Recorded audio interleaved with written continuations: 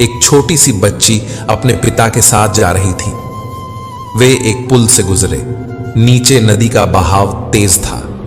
पिता ने कहा, डरो मत गुड़िया, मेरा हाथ पकड़ लो।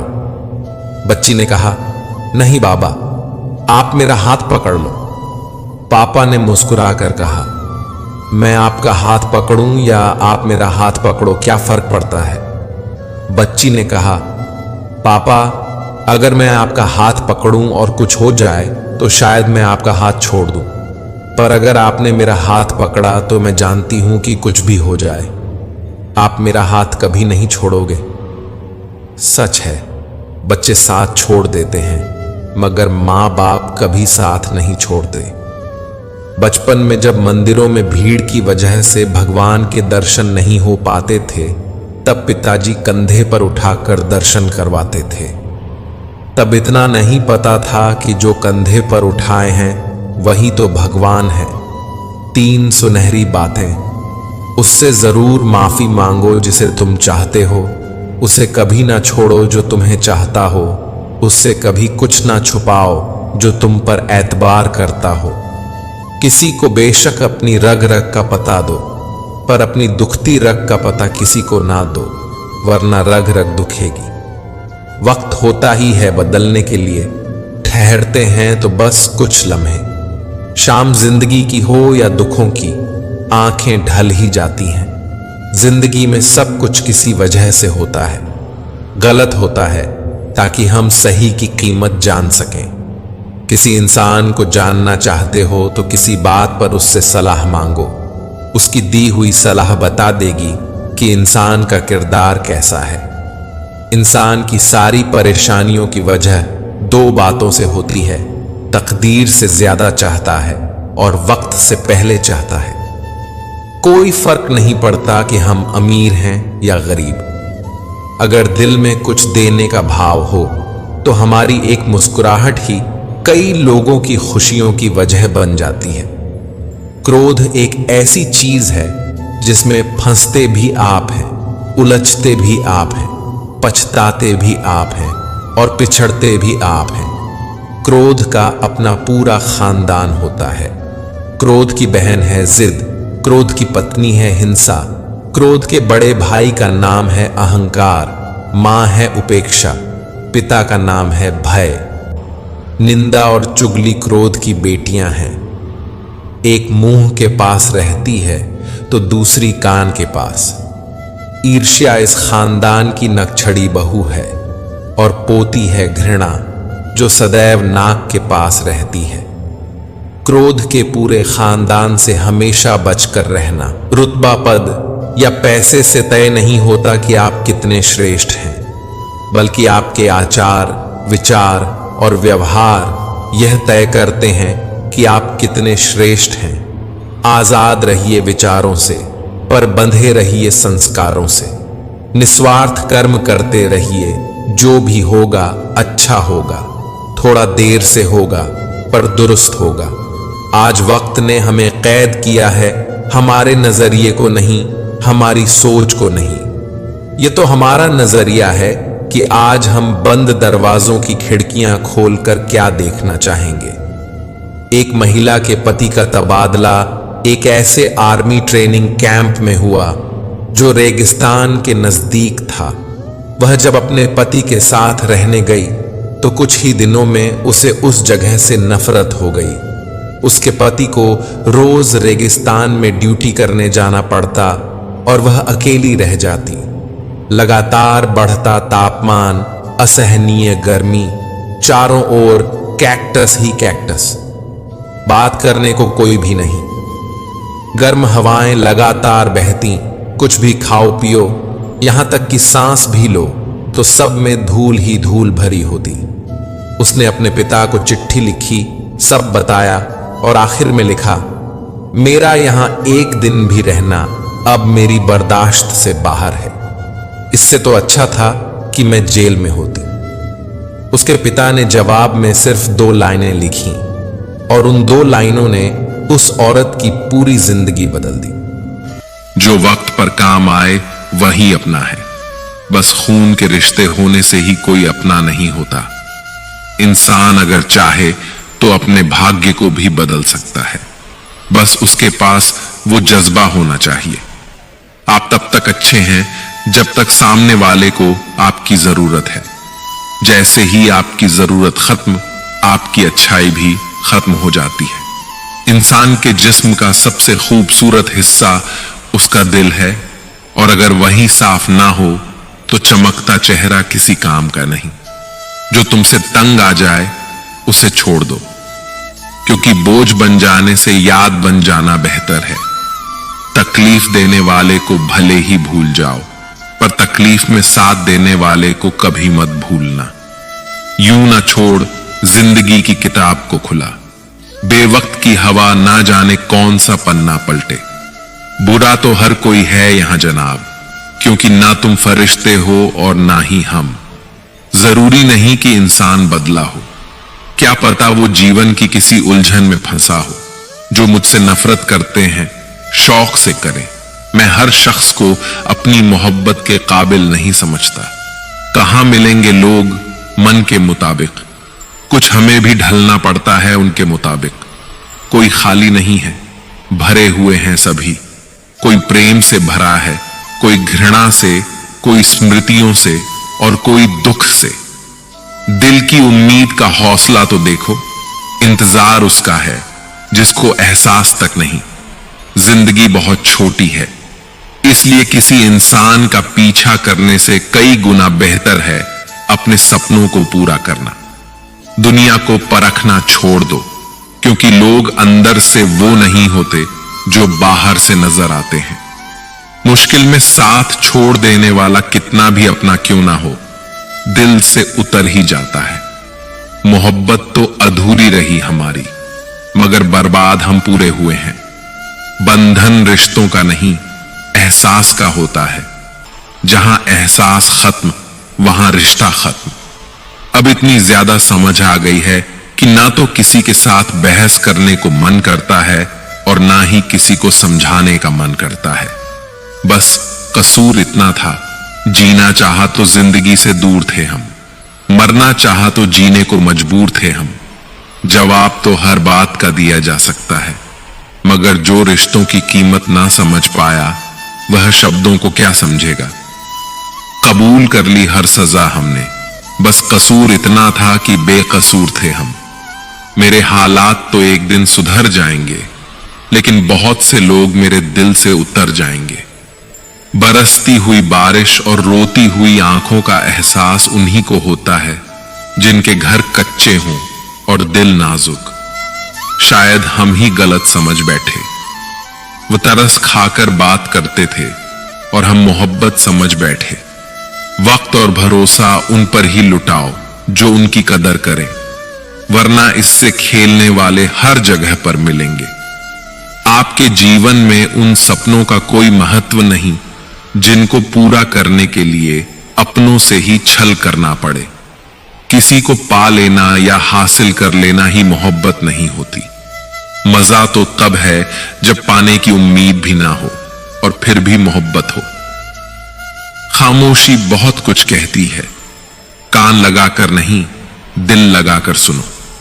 वो इंसान आपकी अहमियत कभी नहीं समझ पाएंगे जिनके लिए आप हमेशा हाजिर रहोगे। जिंदगी ऐसे जियो कि खुद को पसंद आ जाए। दुनिया वालों की पसंद तो पल भर में बदलती रहती है। मसला यह भी है, इस जालिम दुनिया का कोई अगर अच्छा भी है तो वह अच्छा क्यों है। कदर करना सीख लो। जिंदगी में कोई बार बार नहीं आता। कदर और वक्त भी कमाल के होते हैं। जिसकी कदर करो वह वक्त नहीं देता, और जिसको वक्त दो वो कदर नहीं करता। इस बनावटी दुनिया में बनावटी रिश्तों के बीच बनावटी जिंदगी जी रहे हैं। बस यही आज का सच है। एक बार किसी जंगल में एक ऊंट और बकरे के बीच गहरी मित्रता थी। वे हमेशा साथ साथ घास चरते थे, साथ साथ खेलते कूदते थे और साथ साथ आराम करते थे। दोनों के बीच काफी गहरी और अच्छी मित्रता थी। अगर नदी के उस पार जाना होता था तो ऊंट बकरे को अपनी पीठ पर बैठा लेता था और आसानी से दोनों नदी के उस पार पहुंच जाते थे। बकरा बड़ा ही बुद्धिमान प्राणी था। वह अक्सर अपने ज्ञान से ऊंट का मार्गदर्शन करता था। एक दिन ऊंट ने बकरे से कहा, मित्र, मैं तुम्हें पीठ पर बैठाकर दूर देश के लिए ले चलता हूं। तुम कोई ऐसी कहानी सुनाते चलो जिससे ज्ञान भी प्राप्त हो और सफर भी आसान कट जाए। बकरा कहता है, मित्र, मैं हमेशा की तरह आपको एक ज्ञानवर्धक कहानी सुनाता हूं। यह कहानी हमें एक बहुत अनमोल सीख देकर जाएगी। आपसे निवेदन है कि इस कहानी को ध्यान देकर सुने। मित्रों, अब बकरा ऊंट को कहानी सुनाना शुरू करता है और कहता है, मित्र, ऐसे कौन से 3 लोग होते हैं जिन पर कभी विश्वास नहीं करना चाहिए, जो सगे खून के रिश्ते के साथ भी गद्दारी करते हैं। बहुत समय पहले की बात है। एक बहुत ही सुंदर नगर था। उस नगर में एक चोर अपने परिवार के साथ रहता था। छोटी मोटी चोरी करके वह अपने परिवार का पालन पोषण करता था। मित्रों, जो चोर था वह चोरी तो करता ही था, लेकिन उसके चुराए हुए धन से उसके परिवार का ठीक से पालन पोषण नहीं हो पाता था। इसलिए चोर हर समय बड़ा चिंतित और दुखी रहता था। एक दिन चोर अपने घर के द्वार पर बैठा हुआ सोच रहा था, मैं नगर में चोरी करता हूं, लोगों के घरों में डाका डालता हूं, फिर भी मैं दुखी रहता हूं। मैंने इतनी चोरी कर ली, फिर भी मेरे परिवार की गरीबी दूर नहीं होती। अब मैं ऐसा क्या करूं जिससे मेरे परिवार की गरीबी मिट जाए? मित्रों, चोर बैठा हुआ यह सब बातें सोच रहा था। तभी उसके दिमाग में एक विचार आता है। चोर ने विचार किया, पाप तो पाप होता है, चाहे छोटा हो या बड़ा हो, चाहे छोटी चोरी करूं या बड़ी चोरी करूं, रहूंगा तो चोर ही। और यदि मैं चोरी करते हुए पकड़ा गया तो उतनी सजा मुझे छोटी चोरी करने के लिए मिलेगी जितनी सजा मुझे बड़ी चोरी करने की मिलेगी। तो फिर क्यों ना मैं बड़ी चोरी करूं? मित्रों, यह विचार कर उस चोर ने एक योजना बनाई कि आज रात नगर के राजा के यहां खजाना लूटने जाएगा। और यह निश्चय करके वह नगर के राजा के यहां खजाना लूटने की योजना बनाने में जुट गया। मित्रों, जब रात होती है तो चोर दबे पांव राजमहल में प्रवेश कर जाता है और उसी तरह वह वहीं पर पहुंच जाता है जहां राजा का खजाना रखा हुआ था। वहां पहुंचकर उसने देखा कि खजाने के चारों तरफ कड़ी सुरक्षा है। कई सैनिक खजाने का पहरा दे रहे हैं और उनकी आंखों से छुपकर खजाने तक पहुंचना बड़ा ही कठिन काम है। इतनी कड़ी सुरक्षा है। इस सुरक्षा घेरे को तोड़कर खजाने तक पहुंचना कोई आसान काम नहीं था। यदि किसी सैनिक की नजर चोर पर पड़ गई तो तुरंत ही वह उसे मौत के घाट उतार देगा। आज उन सैनिकों को देखकर चोर को सैनिक के रूप में अपना काल नजर आ रहा था। उन्हें देखकर ऐसा प्रतीत हो रहा था जैसे खजाने के चारों तरफ साक्षात यमराज पहरा दे रहे हों। चोर सोचने लगा, अगर मैंने चोरी करने की कोशिश की तो आज मैं जीवित नहीं बचूंगा। मित्रों, यह सोचकर चोर ने चोरी का विचार त्याग दिया और उल्टे पांव ही वापस लौटने लगा। अभी कुछ दूर ही गया था कि उसके मन में दूसरा विचार आया। सोचने लगा, मैं इतनी मेहनत करके इस राजमहल के अंदर तक पहुंचा हूं और खाली हाथ ही अपने घर लौट रहा हूं। खाली हाथ लौटने से तो अच्छा है कि मैं यहां से कुछ ना कुछ तो चुरा ले जाऊं। यदि मैं यहां से खाली हाथ घर वापस लौटा तो मेरा इतनी दूर आना व्यर्थ हो जाएगा।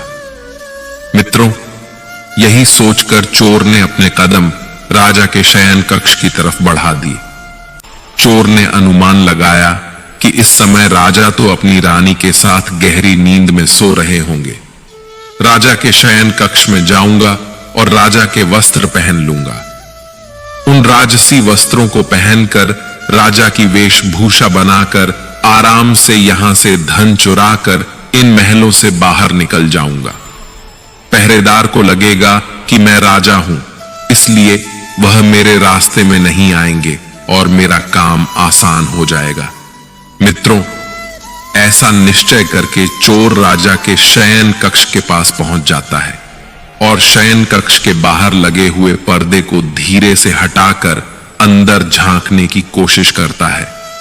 जैसे ही उसने पर्दे को हटाकर अंदर झांका तो अंदर का नजारा देखकर वह स्तब्ध रह गया। उसने देखा कि राजा अपने पलंग पर गहरी नींद में सोया हुआ है और उसकी रानी अर्धनग्न अवस्था में पलंग के सिरहाने बैठी हुई है। रानी को जागते हुए देखकर चोर के हाथ पैर फूल जाते हैं और चोर एक तरफ दीवार से सटकर खड़ा हो जाता है। रानी के सो जाने का इंतजार करने लगता है। कुछ समय तक तो चोर उस दीवार से सटकर ऐसे ही खड़ा रहा। फिर जब उसने पर्दा हटाकर फिर से देखा कि रानी सो गई या जाग रही है, क्योंकि चोर तो इस ताक में था कि रानी सोए तो मैं राजा के वस्त्र चुराकर उन वस्त्रों को पहन लूंगा और इस महल से बाहर निकल जाऊं। लेकिन चोर ने जब पर्दा हटाकर अंदर झांका तो उसने देखा कि रानी उसी अवस्था में बैठी हुई अभी भी जाग रही थी। तो चोर फिर से अपने उसी स्थान पर जाकर खड़ा हो जाता है जहां पहले खड़ा हुआ था। काफी देर खड़े रहने के बाद चोर ने विचार किया कि ऐसे मैं कब तक खड़ा रह सकता हूं, ऐसे तो मेरी कमर ही थक जाएगी। यही सोचकर चोर ने निश्चय किया कि शयन कक्ष के बाहर जो कुर्सी पड़ी हुई है उस कुर्सी पर बैठकर कुछ देर आराम कर लेना चाहिए और तब तक रानी भी गहरी नींद में सो जाएगी।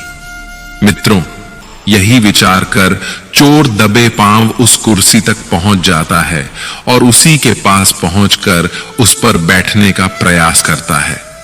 लेकिन यह क्या, जैसे ही वह चोर उस कुर्सी पर बैठा वैसे ही वह कुर्सी टूट गई और चोर जोर की आवाज के साथ जमीन पर गिर पड़ा।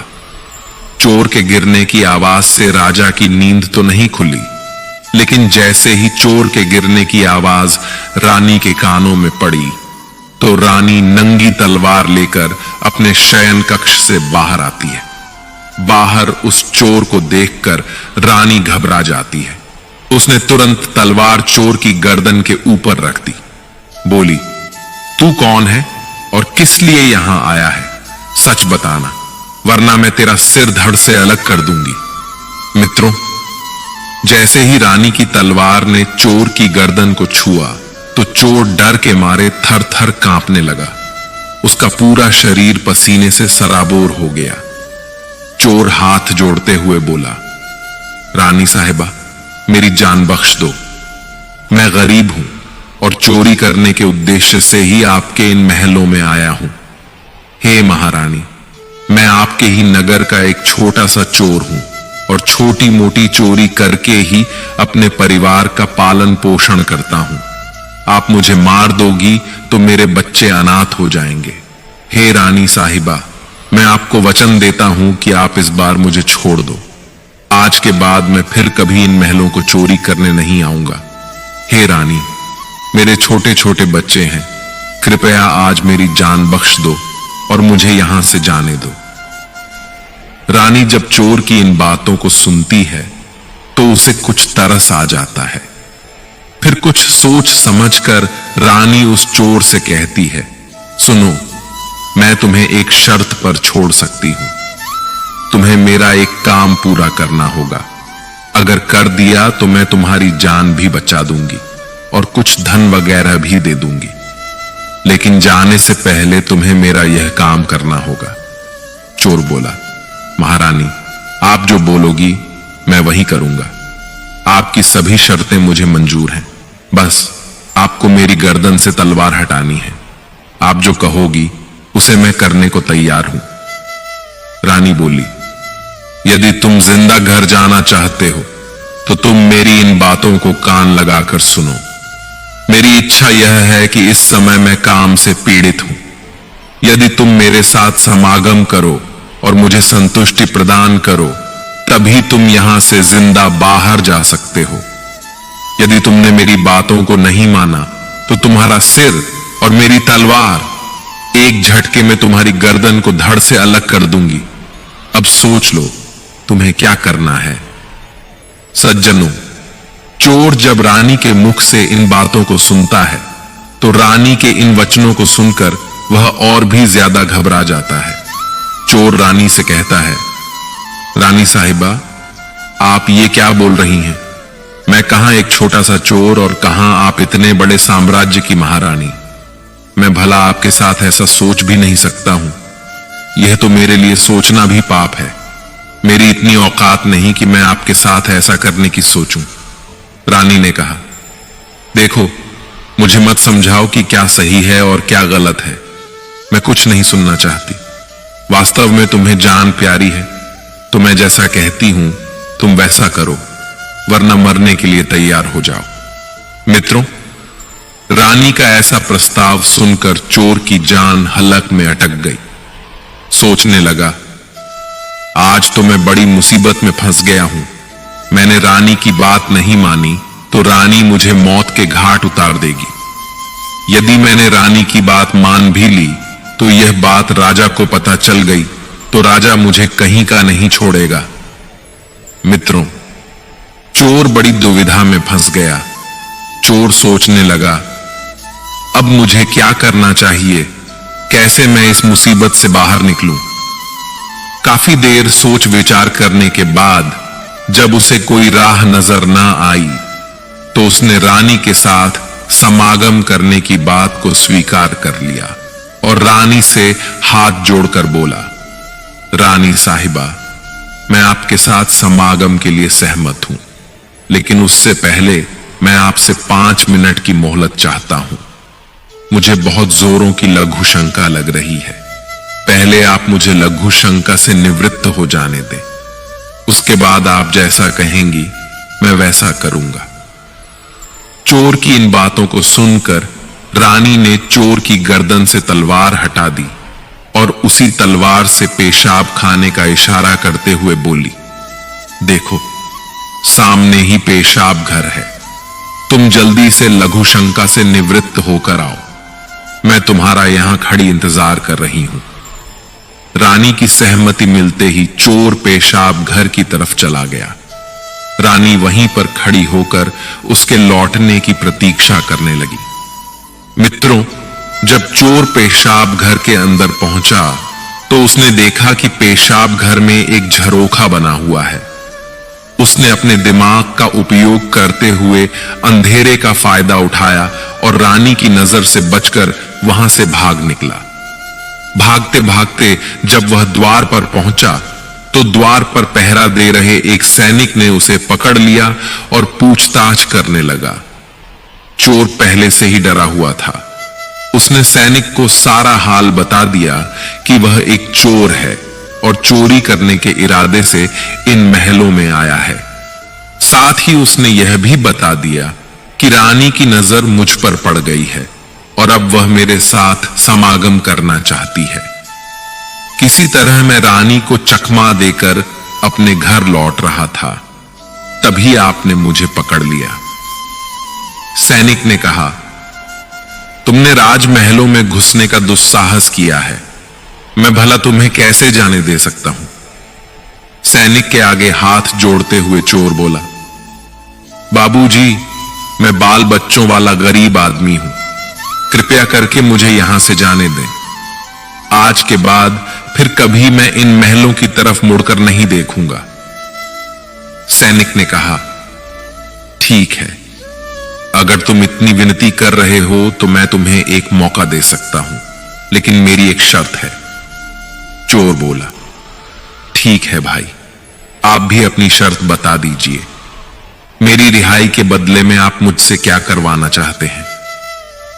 सैनिक ने कहा, सुनो भाई, यदि तुम यहां से जाना चाहते हो तो तुम्हें एक बार रानी के पास जाकर रानी से कहना होगा कि मैं तुम्हारे साथ समागम के लिए तैयार हूं, किंतु उससे पहले तुम्हें अपने हाथ से राजा को मारना होगा।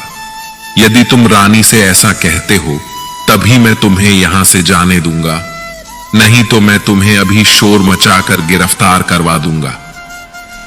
मित्रों, पहरेदार की इन बातों को सुनकर चोर और भी दुविधा में फंस जाता है। चोर सोचने लगा कि वैसे तो मेरे प्राण भी बच सकते थे, परंतु अब नहीं बचेंगे। चोर सोचने लगा कि यदि रानी से मैंने यह बात कही तो रानी मेरा सिर धड़ से अलग कर देगी। अब तो चोर को चारों तरफ मौत दिखाई दे रही थी।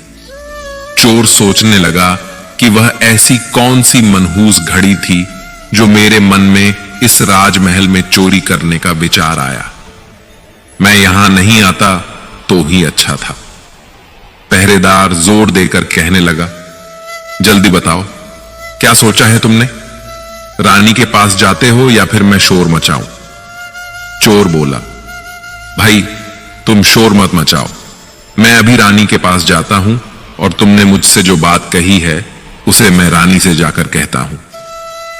इस प्रकार वह चोर मजबूर होकर रानी के पास जाता है और रानी के सामने वही बात रख देता है जो सैनिक ने बताई थी कि रानी साहिबा, मुझे आपके साथ संबंध बनाने में कोई ऐतराज नहीं है, लेकिन मुझे इस बात का डर है कि यदि किसी तरह महाराज की नींद टूट गई और उन्होंने हमें देख लिया तो ना आप जिंदा बचेंगी और ना ही मैं।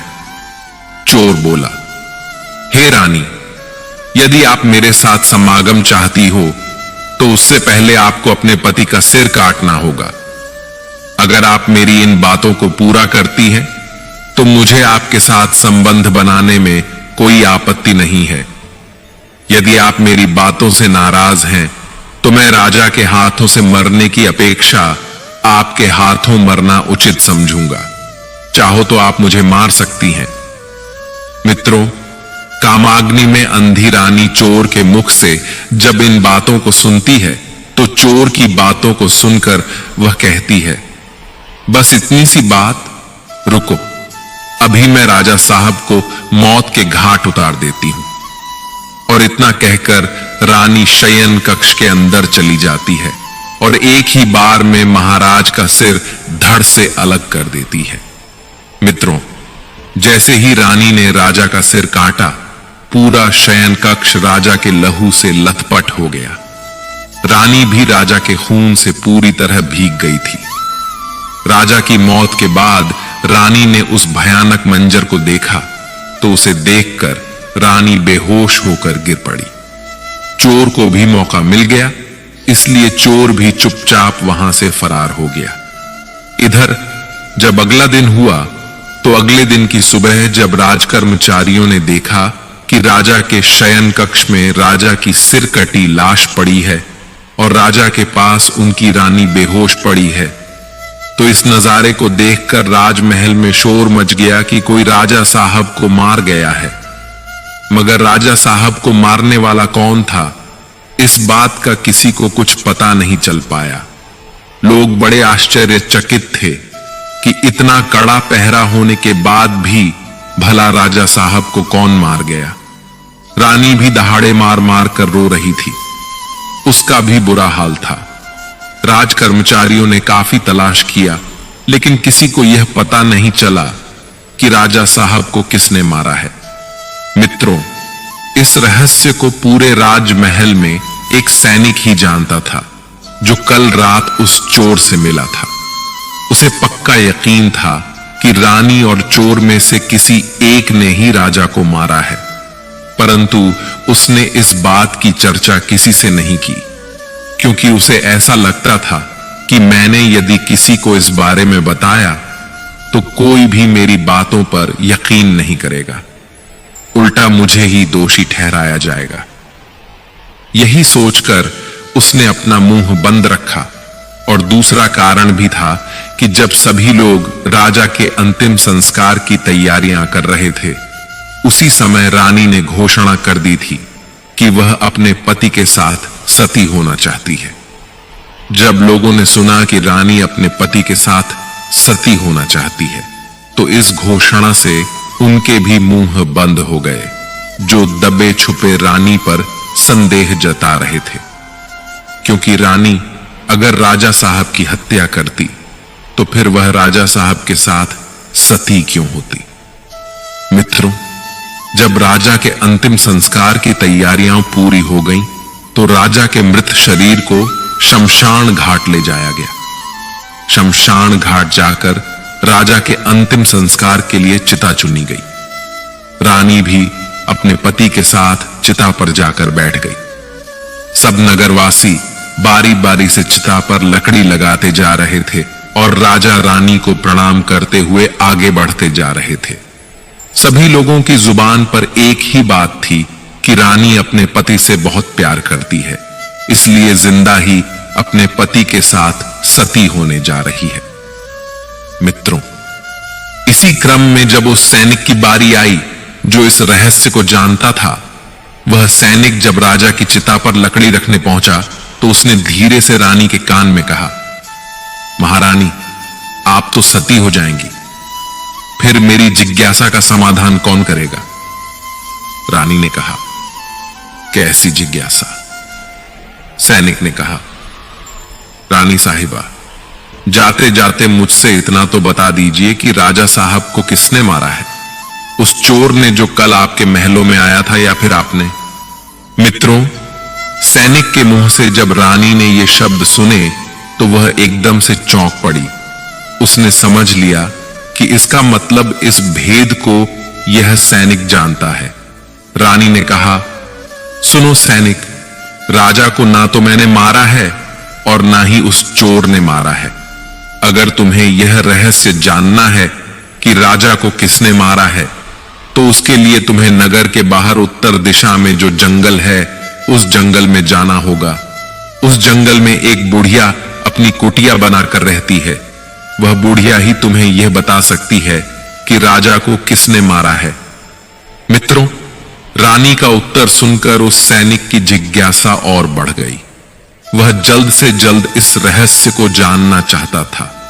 उसने राजा की चिता पर लकड़ी रखी और अन्य लोगों की तरह वह भी आगे प्रणाम करके बढ़ गया। अगले दिन की सुबह वह सैनिक रानी के बताए अनुसार जंगल की ओर चल पड़ा। जब वह जंगल के नजदीक पहुंचा तो उसे वहां पर कुटिया दिखाई दी जिसमें वह बुढ़िया रहती थी। सैनिक उस बुढ़िया के पैर पकड़कर बोला, मां, मैं एक रहस्य जानने के लिए आपके पास आया हूं। मैं यह जानना चाहता हूं कि राजा साहब को किसने मारा है।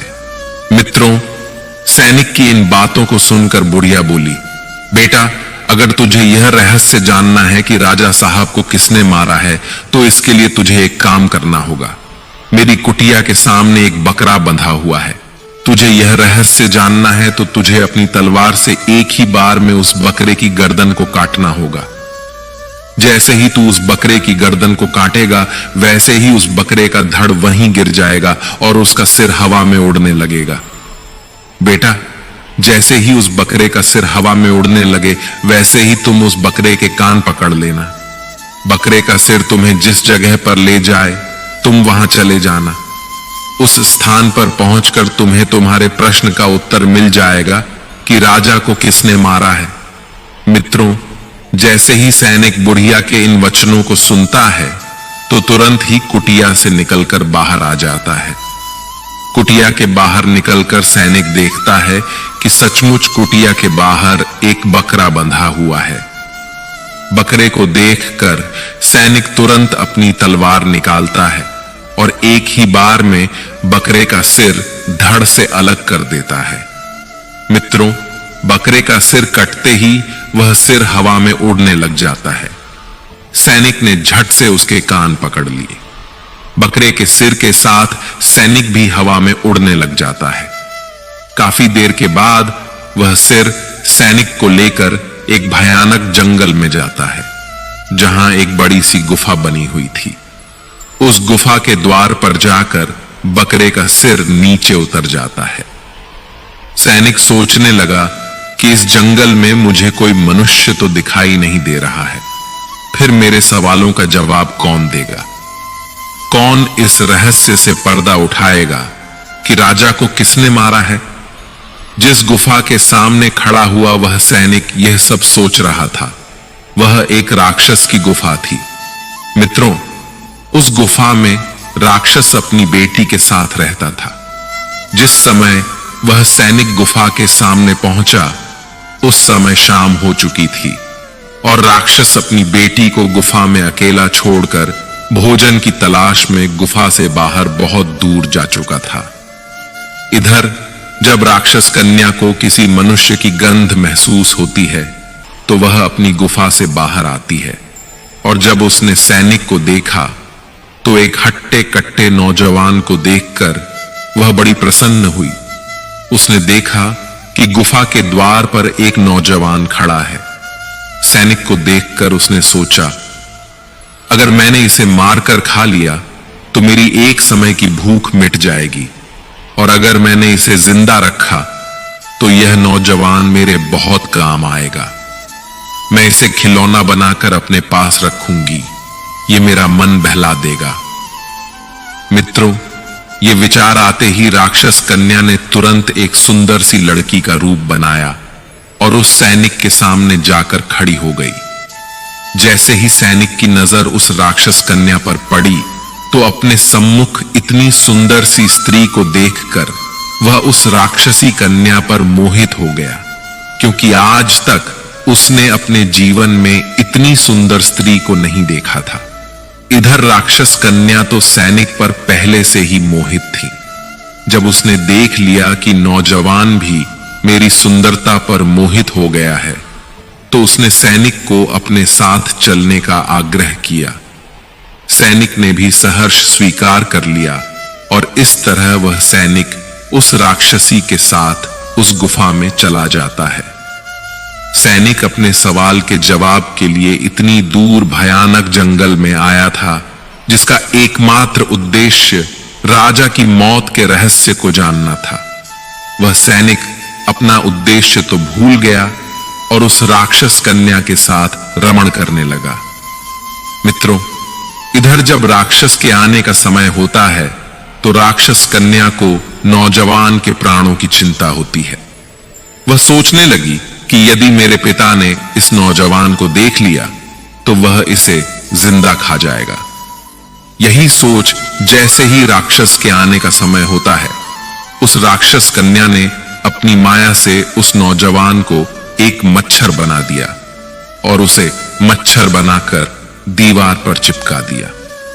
इसके बाद वह राक्षसी के रूप में बदल गई। इधर जब राक्षस अपनी गुफा में लौटकर आता है तो उसने अपनी लड़की से पूछा, बेटी, क्या बात है?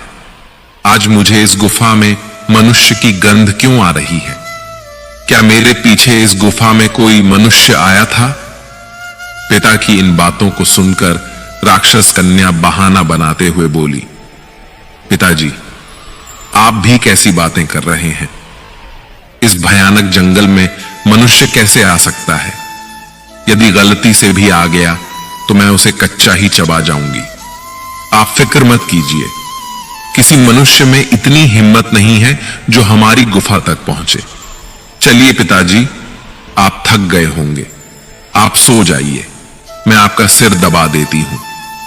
मित्रों, इस प्रकार राक्षस कन्या अपने पिता को गुमराह कर देती है और उस नौजवान सैनिक के बारे में अपने पिता को कुछ नहीं बताती। अब तो राक्षस कन्या का यही रोज का नियम बन गया था। जैसे ही रात होती थी, राक्षस अपने शिकार के लिए गुफा से बाहर जाता तो वह सैनिक को पुनः पुरुष बना देती थी। जैसे ही राक्षस के लौटने का समय होता तो वह उसे मच्छर बनाकर दीवार पर चिपका देती थी। इस प्रकार उस सैनिक को राक्षस की गुफा में रहते रहते काफी समय बीत जाता है।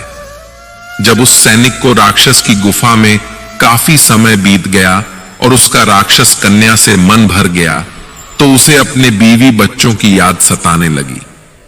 परंतु वह राक्षस कन्या की चंगुल में था और उसके चंगुल से निकलना कोई आसान कार्य नहीं था। ऐसे ही चलते चलते जब कुछ दिन और बीते तो एक दिन उस सैनिक को गुफा से भागने का मौका मिल जाता है। हुआ यह कि एक दिन जब राक्षस अपनी बेटी को गुफा में अकेला छोड़कर जंगल में शिकार के लिए चला जाता है तो पिता के जाने के बाद उस राक्षस कन्या ने मच्छर बने हुए सैनिक को पुनः पुरुष बना दिया और उसके साथ प्रेम करने लगी। इसके बाद वह उसे मच्छर बनाना भूल गई और सैनिक से बात करते करते उसे नींद आ गई। इसी मौके की तलाश में तो सैनिक था कि कब मुझे मौका मिले और मैं यहां से भागूं। मित्रों, जैसे ही उस सैनिक को यह मौका मिला तो सैनिक दबे पांव गुफा से बाहर निकल जाता है। गुफा से बाहर आकर सैनिक ने विचार किया कि मुझे राक्षस कन्या से तो छुटकारा मिल गया, लेकिन अपने नगर तक मैं कैसे पहुंचूं? मुझे तो अपने नगर का रास्ता भी नहीं पता है। फिर भी सैनिक ने हार नहीं मानी। उसने ईश्वर का नाम लिया और एक दिशा की ओर दौड़ लगा दी। कई दिनों तक भागने दौड़ने के बाद आखिर वह अपने नगर पहुंच जाता है। जब वह अपने नगर में पहुंचा और अपने परिवारजनों से मिला, अपनी बीवी बच्चों से मिला, तो उनसे मिलकर उसे बड़ा अच्छा लगा। अपने परिवार से मिलते हुए सैनिक सोच रहा था कि अच्छा हुआ जो उस राक्षस कन्या की आंख लग गई और मैं भाग आया। यदि मुझे यह मौका नहीं मिलता तो न जाने कब तक वह मुझे अपने पास मच्छर मक्खी बनाकर रखती। भगवान का लाख लाख शुक्र है जो मुझे यह मौका मिल गया। मित्रों, इस प्रकार उस सैनिक को अपने घर आए हुए भी काफी दिन बीत जाते हैं। जब काफी समय उसने अपने घर पर बिता लिया तो उसे फिर से राक्षस कन्या की याद सताने लगती है। सैनिक सोचने लगा, कितनी सुंदर थी वह स्त्री, मेरा कितना ख्याल रखती थी। मुझे इस तरह से उसे अकेला छोड़कर नहीं आना चाहिए था। उसने मेरा कितना ख्याल रखा, मुझे इतना प्यार दिया, और मैंने उसके साथ में क्या किया? आते समय में उससे मिला तक नहीं। मुझे इस तरह उसे छोड़कर नहीं आना चाहिए था। मित्रों, जब यह ख्याल सैनिक के मन में आता है तो उसकी बेचैनी बढ़ने लगती है। अब तो वह रात दिन उसके ख्यालों में खोया रहता था। अब तो उसे न रोटी अच्छी लगती थी न पानी। सारे दिन उसी के बारे में सोचता रहता था। जब उसकी बेचैनी बढ़ने लगी तो सैनिक उस राक्षस कन्या से मिलने के लिए छटपटाने लग गया और उसने निश्चय किया कि चाहे कुछ भी हो जाए, लेकिन एक बार वह उस कन्या से मिलकर जरूर आएगा।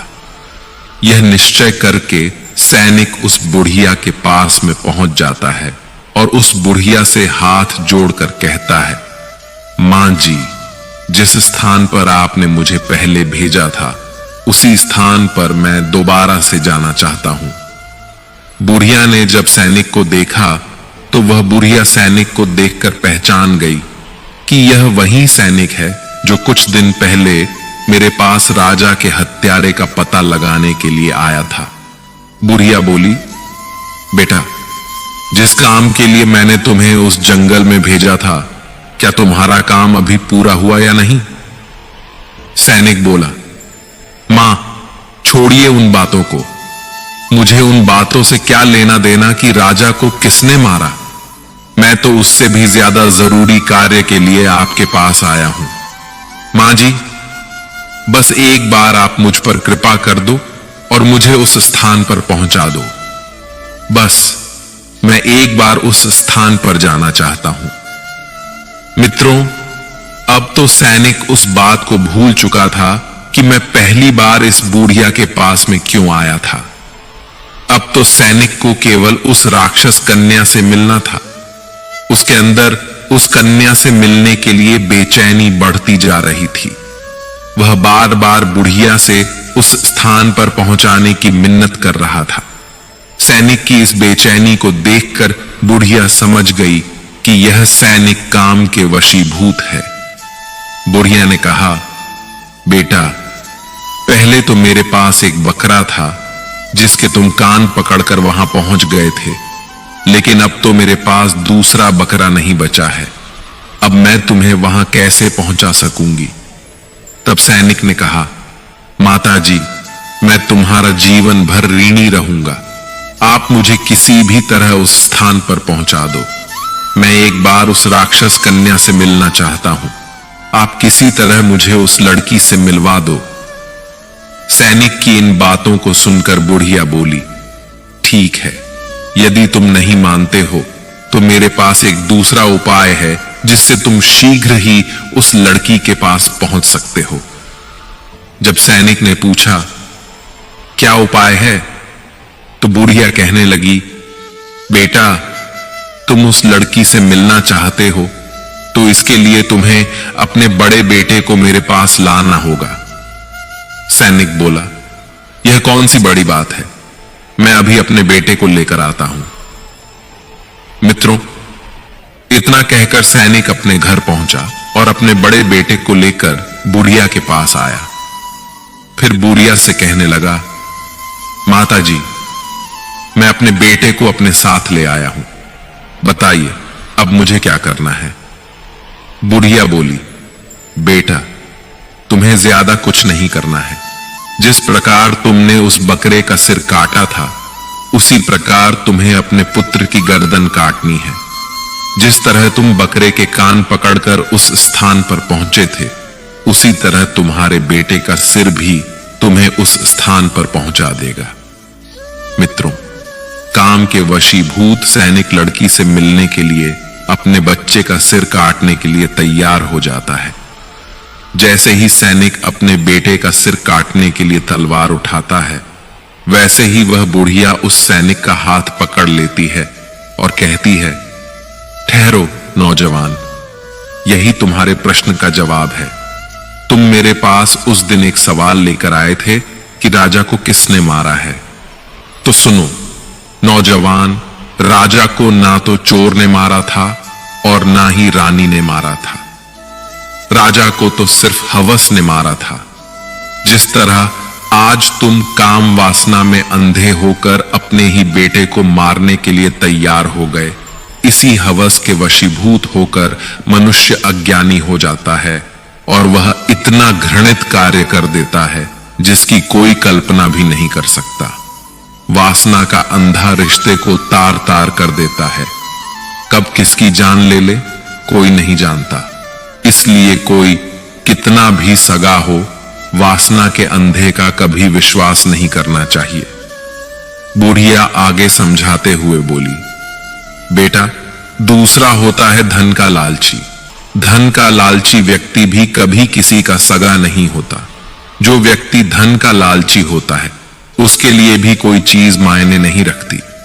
ऐसे लोग थोड़े से धन के लालच में सभी सीमाएं लांघ जाते हैं। धन के लालची व्यक्ति का भी कभी विश्वास नहीं करना चाहिए। बेटा, अब मैं तुम्हें तीसरे व्यक्ति के बारे में बताती हूं, जिसके ऊपर भी कभी भूल कर भी विश्वास नहीं करना चाहिए। बेटा, वह है क्रोधी इंसान।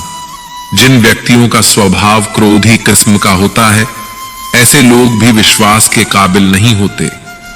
क्रोधी मनुष्य क्रोध में अंधा होकर वह सब कुछ कर डालता है जिसका अंजाम पछताने के अलावा कुछ नहीं होता। क्रोधी मनुष्य की बुद्धि सबसे शून्य हो जाती है। क्रोधी मनुष्य को अपना पराया कुछ नहीं दिखाई देता। क्रोधी मनुष्य से सदा सावधान रहना चाहिए। तो मित्रों, ये थे वे 3 लोग जिनसे हमेशा बच के रहना चाहिए। ये लोग किसी भी हद तक जा सकते हैं। ये 3 लोग किसी के सगे नहीं होते, यहां तक कि अपने खून के साथ भी गद्दारी कर सकते हैं। आगे बुढ़िया उस सैनिक को समझाते हुए बोली, बेटा, जंगल में कोई कन्या नहीं है। यह तो सब मेरी रची हुई माया थी। यदि मैं सीधे सीधे तुम्हारे प्रश्न का उत्तर दे देती और कहती कि राजा को वासना ने मारा है, तो तुम्हें मेरी बातों का यकीन नहीं होता। लेकिन आज तुमने अपनी आंखों से देख लिया है कि वासना में मनुष्य कितना अंधा हो जाता है कि उसे अपना पुत्र भी दिखाई नहीं देता। तो अब तुम यकीन कर सकते हो कि राजा को ना तो चोर ने मारा था और ना ही रानी ने। राजा को तो सिर्फ वासना ने मारा था। मित्रों, इतना कहकर वह बुढ़िया अपनी कुटिया में वापस चली जाती है और सैनिक अपने पुत्र को लेकर अपने घर चला आता है और उधर वह ऊंट उस बकरे को लेकर अपने गंतव्य तक पहुंच जाता है। दोस्तों, जब विश्वास जुड़ता है तब पराये भी अपने हो जाते हैं, और जब विश्वास टूटता है तब अपने भी पराये हो जाते हैं। उम्र कोई भी हो, लेकिन चोट लगने पर मुंह से पहला लफ्ज मां ही निकलता है। अपनाने के लिए 1000 खूबियां भी कम हैं और छोड़ने के लिए एक कमी ही काफी है। किस तरह निभाए रिश्ते कुछ समझ में नहीं आता। किसी से दिल नहीं मिलता तो कोई दिल से नहीं मिलता। अगर आपको कोई अच्छा लगता है तो अच्छा वह नहीं, बल्कि अच्छे आप हैं, क्योंकि उसमें अच्छाई देखने वाली नजर आपके पास है। प्यार खत्म हो जाने पर रिश्ता बोझ लगता है, क्योंकि अक्सर बारिश रुकने के बाद छाता भी बोझ लगने लगता है। ख्वाहिशें तो आज भी बगावत करना चाहती हैं, मगर मैंने सीख लिया है कि बात को सीने में दफन करना चाहिए।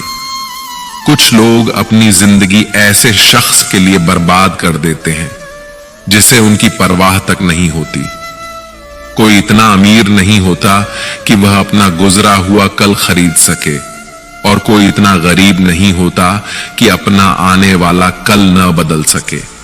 पतझड़ में सिर्फ पत्ते गिरते हैं जनाब, नजरों से गिरने का कोई मौसम नहीं होता। अंदाज कुछ अलग है मेरे सोचने का। सबको मंजिल का शौक है और मुझे सही रास्तों का। लोग कहते हैं पैसा रखो, बुरे वक्त में काम आएगा। हम कहते हैं अच्छे लोगों के साथ रहो, बुरा वक्त ही नहीं आएगा। इज्जत उनकी होती है जो उसके लायक होते हैं, उनकी नहीं जो इज्जत की मांग करते हैं। जरा सी बात पर मत छोड़ो किसी अपने का दामन, जिंदगी बीत जाती है किसी को अपना बनाने में। आप जितना सोचते हैं लोग उतने गलत नहीं होते, बस सबका सोचने का तरीका अलग होता है। जरूरी नहीं कि कुछ तोड़ने के लिए पत्थर ही मारा जाए। लहजा बदलकर बोलने से भी बहुत कुछ टूट जाता है। सारी जिंदगी हम यही सोचकर गुजार देते हैं कि 4 लोग क्या कहेंगे, और 4 लोग अंत में बस यही कहते हैं कि राम नाम सत्य है।